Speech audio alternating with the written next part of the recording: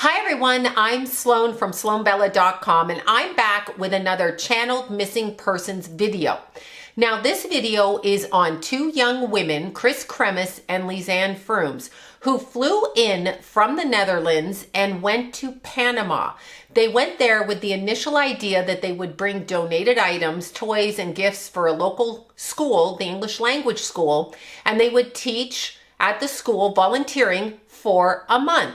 So in the interim, they had a wait time of 2 weeks prior to arriving for their host family. And a host family is a family who opens their home up to usually students traveling from other countries into their country in order to participate in particular, schooling events, volunteering, etc. College kids, high school kids. We get a lot of it in the United States and in Canada, kids coming from all over the world, and they come to a host family. They live with that family. They participate in the country's, arena, and then they go back to their, and you just saw that. So we got the girls coming in.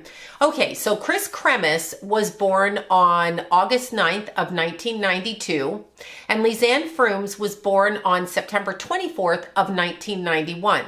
I do not have, you see the camera? I'm going to leave it in. I do not have natal charts for these girls. I found some weird ones online that I'm just not even going to bother repeating. So we're going to go straight into the energy of how I feel about this. I will just tell you to begin with, when the girls showed up to go to the English language school and they called to show up on the following Monday, so they called on Friday, so that would give them the weekend with the host family where they could tour around the town. The town's name is Phuket, and there were lots of hiking areas. It's beautiful rainforest jungle area, so they would have time to take in the cityscope, the landscape, etc., and then go to do their volunteer jobs on Monday. They were harshly turned away from the school, according to them, according to the conversation. They didn't like the tone of which they were spoken about, which I find very interesting. Energetically, I hooked into that energy immediately. Now, when I say that I hooked into it, immediately I know that the school itself probably does a lot of good work, but here's what I picked up. When the girls contacted the school, mentioned their ages, mentioned their enthusiasm, their light, their zest, their zeal to help children, volunteer, bring gifts over, immediately there is a turncoat in the school. So there is a person who works at that school who will parrot information from the school to people in the surrounding environment. Now you just saw that. You just saw that right there. There's somebody that will, I'm sorry, when the camera starts going crazy, see? They just step in front. These two girls are wanting to talk. This was not a video I thought of doing until it was mentioned to me, and then I can't get it out of my head. So I have to get it out of my mouth to get it out of my head. These two girls had phoned the school and they had revealed their plans to come into town to volunteer, to bring gifts to the kids, and to work in the community, giving up their time, which is a very lovely thing to do. These two girls had very light worker type energy, a zest for life, enthusiasm, God-centered, fearless, happy, wanting to help little kids. And as I said, there was a turncoat in the school. Now, a turncoat is somebody for either a little money, somebody who's sold out, somebody who's beaten up, somebody whose family's threatened, whatever it is, they give information to locals in the area that need and use women, young women. Okay, so this is what I'm getting right off the bat. Their first mistake was calling the school. So when they chose to call the school, this is what tipped everybody off in the environment about these two young ladies coming into town. So it gave advance notice to where they would be and whom they would be staying with, because it was all researched at that time. So these two girls come into town. They are shut down by the school. The English language school is like, yeah, we're not going to take you right now. You'll have to wait another week. And they said so in a rather, blatantly nonchalant way, without even informing these two girls who traveled a long freaking way, spent their money, time, and energy to do this. So it was kind of thoughtless on that part. Nevertheless, the girls joined the host family, and I believe the woman's name is Miriam. I don't know the last name or even anything much more than that. I just heard the name Miriam.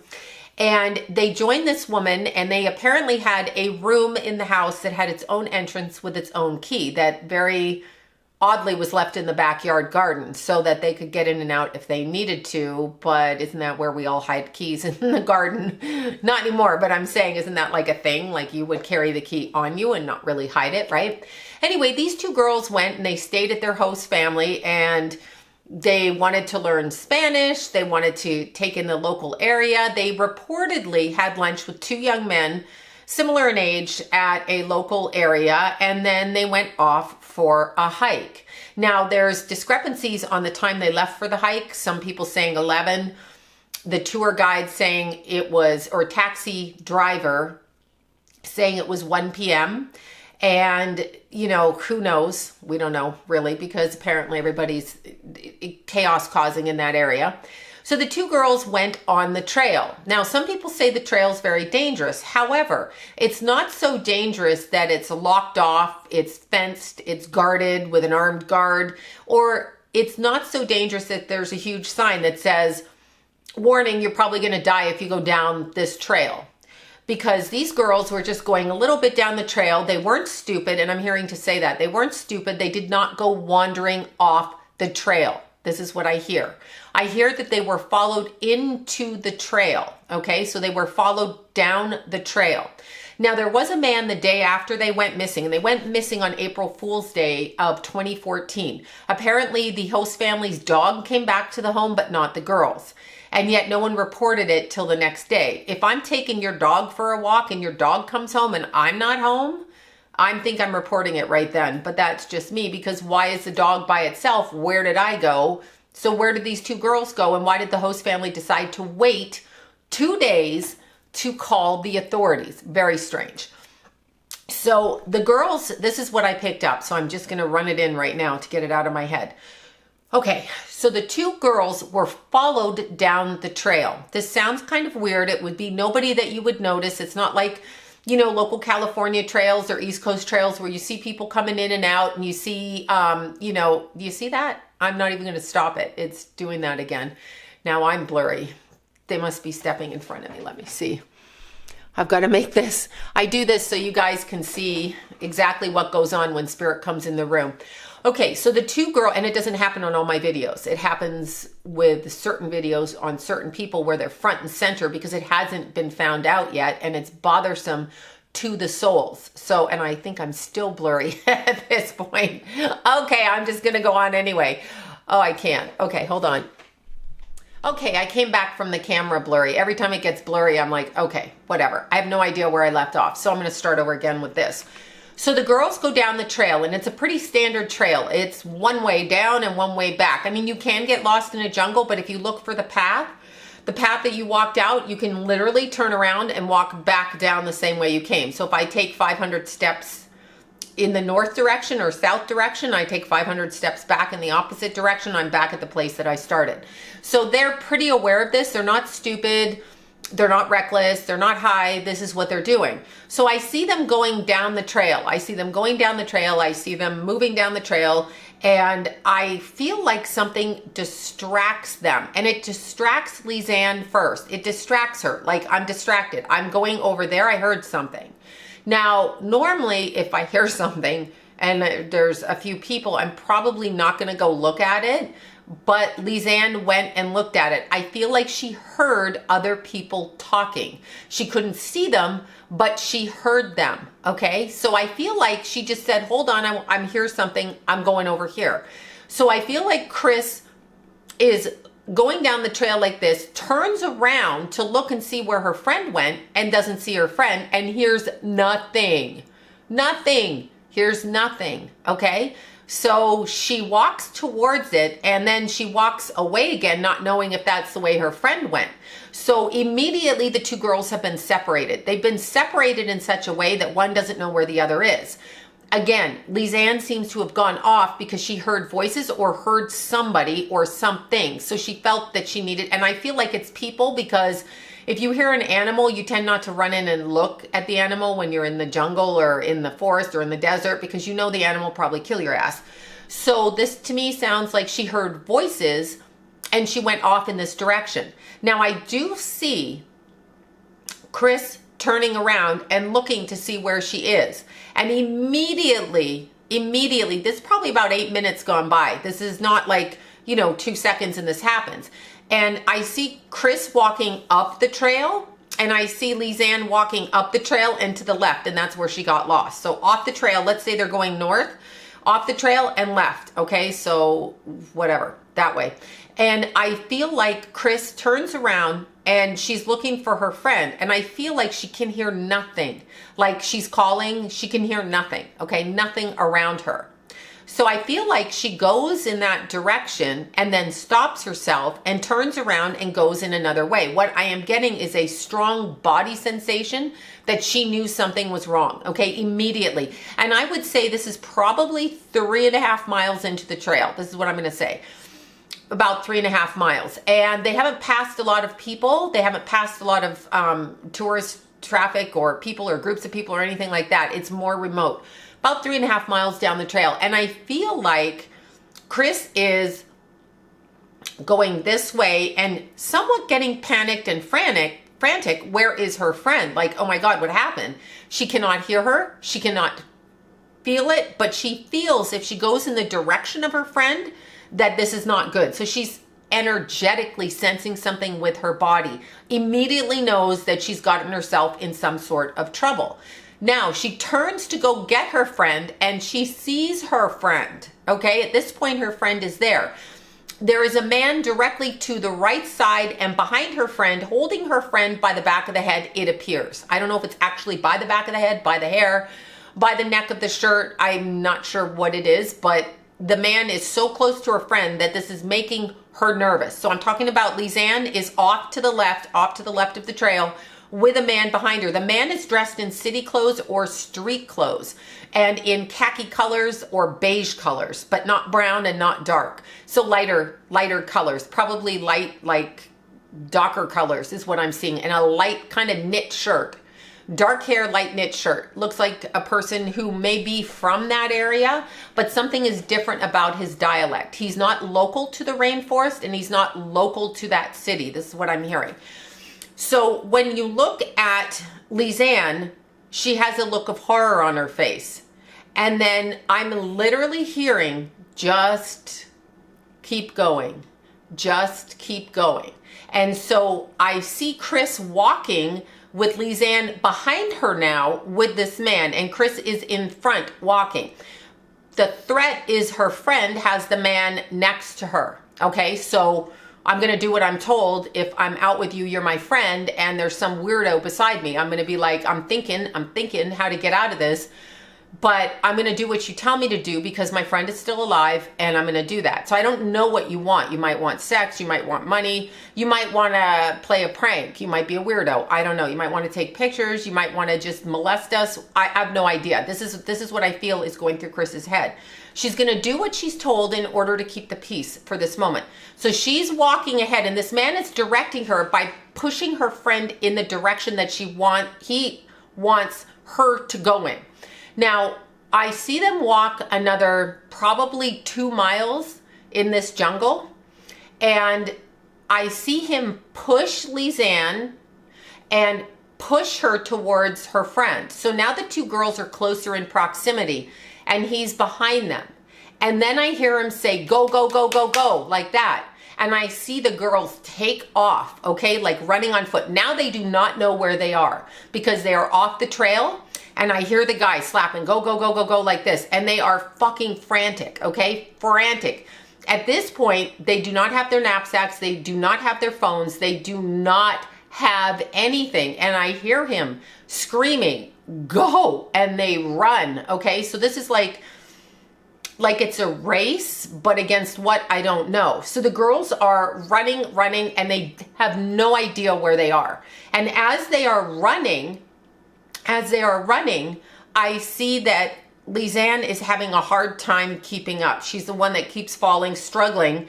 And I can hear Kris saying, hurry up, we have to go, we have to go. But they cannot go back the way they came. They both instinctually know they need to turn around and go back, but something is blocking them from doing that. And it's not just the guy. They figure they could get the one guy, but it's not just one guy. So it feels like there's a whole team sideways of people and they're kind of corralling the girls like you corral cattle down a road, okay? Like the dogs herd cattle like that. That's what it seems like to me. So these girls are going down the road, and it's not even a road, down the forest, and they're running. And suddenly, both tumble headfirst into a well. I'm going to say it's a well. I doubt it's a well with water, but I don't know how else to describe it. It's covered with leaves and bush and branches, and these girls go scrambling over it, and it collapses under their weight. And they hit, it's probably like 11 feet down, and they hit the bottom of a well tunnel. Well, I don't know. The surface is covered and hidden like a trap, and they fall straight into it. When they hit the bottom of the well, there is another person down there, just sitting in shock and fear and traumatized, not moving, but just sitting there. And the girl has brown hair, and she's sitting there. She's approximately their age. She could be maybe like 28. So there's 3 of them in the well at this point. The 2 new girls, which is Kris and Lisanne, and the other girl, the brunette girl. And the brunette girl looks worn, weathered, beaten, scared, hungry, traumatized, filthy. The girls are walking around the well. It really looks like a well. Like when you dig down 11 to 15 feet, you dig down and you're like, what is down here? Like usually they're digging for water, right? And they put well cover, but they put branches, and these girls fell down. Can you see it's getting blocked again? Okay, we're back again. I had to clear the camera again because, as I mentioned, the 3rd girl in the well, she's a brunette girl. I feel like she's missing and dead at this point as well. And I'm not sure how much before the other 2 girls that she was captured or fell into the well, but she's down there. So there's 3 of them. And this is going to sound really strange, but here's the beginning part of what I see happening. So I see Lisanne and Kris being separated. They are pulled in and out of the well at different times by different people. Okay, so they are in and out at different times. The 3rd girl, who is a little bit older than these 2, is down there and struggling, okay? Struggling. At this point, they have thrown the knapsacks and the phones down into the well, or they've been placed down there somehow, which is why there was repeated phone calls for help. These girls can't get any service. They can't get in and out of there. And the reason for the continued tries is the brunette girl was left in the well with the phones until she passed. That sounds really weird. I don't think there's water down there. I think it's just literally dirt. But I feel like that girl was left and tried to communicate for herself after the other 2 girls disappeared out of there. And then I feel like they came for her. I don't know how they distinguish between what they do with one person versus another person.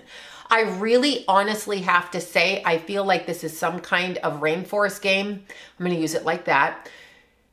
This is a game with adults from all over the world, I feel, that come to that part of the world. So people from England, people from Spain, people from New York City, people from Canada, people from Finland, Denmark, people from Oregon, people from all over the world come to that area to play a game of hide and seek. I feel like that's actually what these 2 girls got themselves involved in.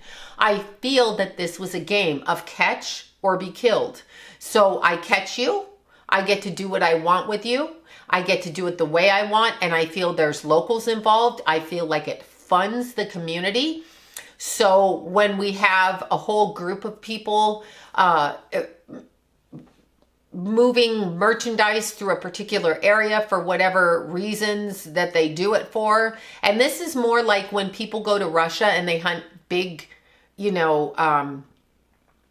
big bears, big animals, and you pay to go on a hunt, but the hunt isn't really fair because the animals are corralled within like a 50-mile radius, and you have a shotgun and the animals cannot escape the big pen, which is really a trap. And so you come home and you pay $50,000 each person to go to the jungle and the polar bears, and you go to Russia and you kill the polar bears. It's that kind of thing with young girls, young boys, human beings.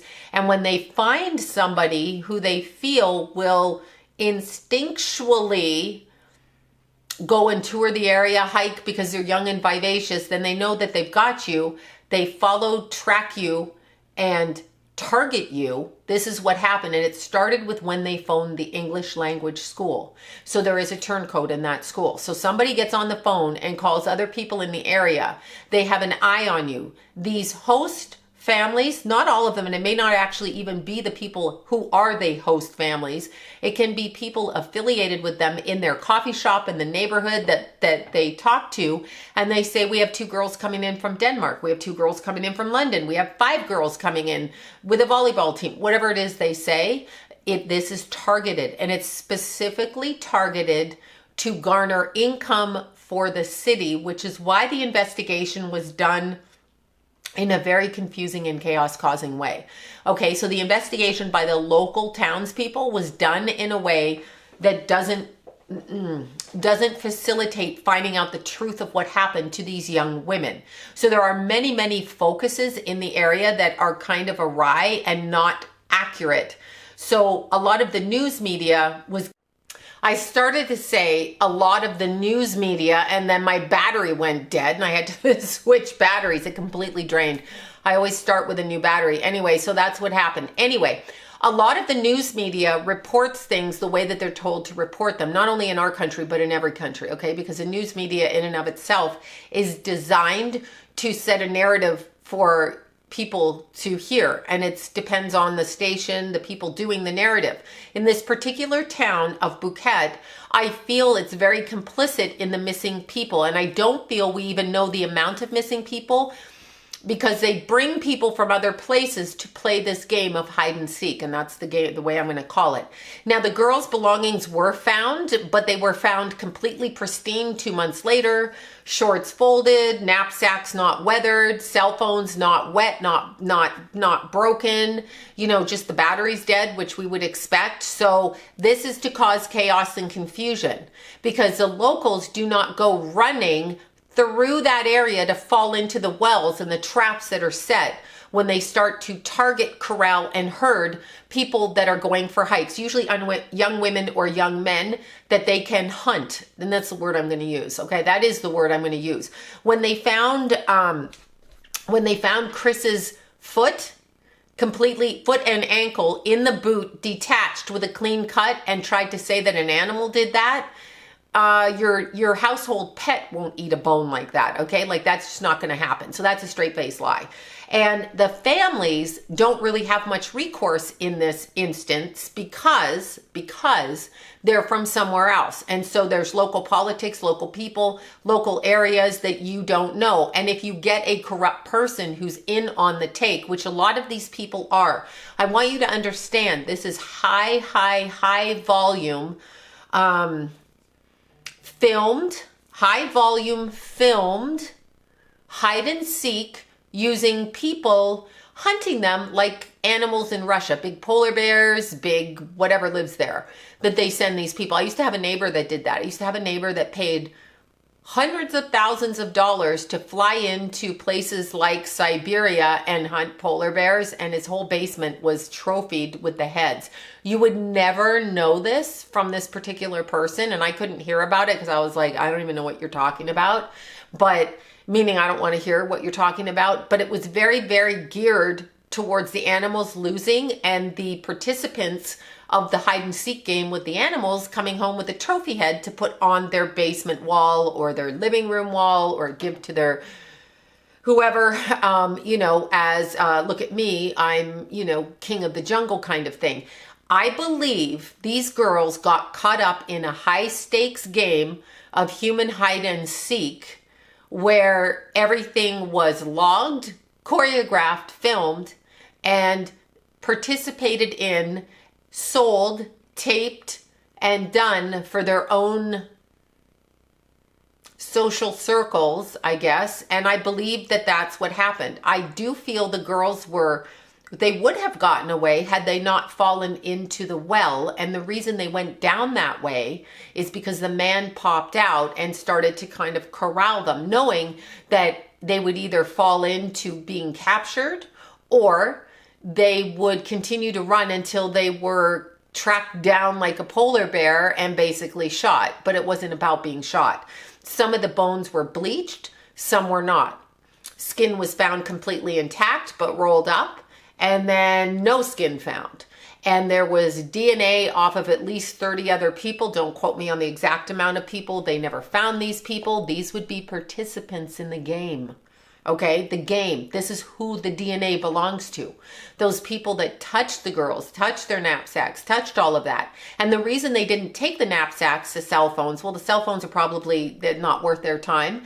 But the reasons that didn't get taken is because they have video film footage of what went on. That's exactly why they don't take personal belongings, because they already have it. They have it, a visual medium of it. So that's what I feel happened to these two missing Panamanian hikers, Kris Kremers and Lisanne Froon. Now here's the interesting thing. I do feel the woman in charge of that city, Phuket, or that area, or the police force, kind of a heavy-set brunette woman that did all of the public speaking on behalf of it, is complicit in understanding what went on. But corruption goes down a ladder because nobody wants their own family in jeopardy when there's that kind of corruption. But these girls were fell prey to a high-stakes game of hide and seek. Once found, all kinds of things happen. But it's not the way it was presented. All right, you guys, this is my first video on these two girls, and my name is Sloan from SloanBella.com.